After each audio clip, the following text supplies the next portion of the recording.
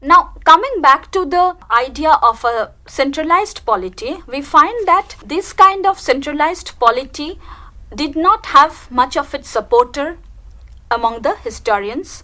They don't talk much about the centralized polity that existed in the early medieval period. What we find is that we have a kind of polity, and according to some historians, that here there were some integrative processes were at work, where the state society expanded and the societies which were at the periphery, they were integrated into the mainstream state society. And as for the feudalism thesis, the feudal polity or the structure of feudalism, we find that they are more restricted to the North Indian scenario. But Bidip Chattopadhyay would like to see that this kind of integration or integrative polity could be noticed in North India, in many parts of Central India, and also in South India. So the whole concept of feudalism thesis being for the entire Indian scenario is perhaps not correct. Ma'am, what about South Indian polity? Like, was it any different? South Indian polity, yes.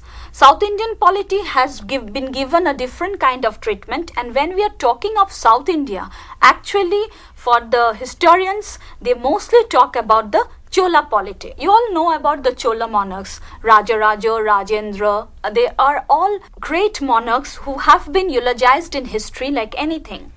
So when we are coming to the Chola regime, we find that the kind of polity that was in practice during the time of the Cholas were different from that of which we find in North India. And that is because here, both in the Pallava times and in the Chola times, we have very strong local bodies.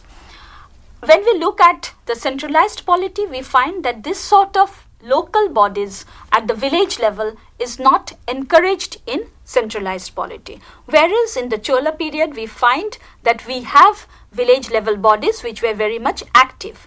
Bertenstein posited the Chola polity, or rather he began with the Pallavas and he extended his idea of the structure of polity in South India till very late, even beyond the Vijayanagar period.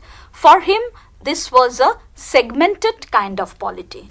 The East African Alur society acted as a model for Bertenstein.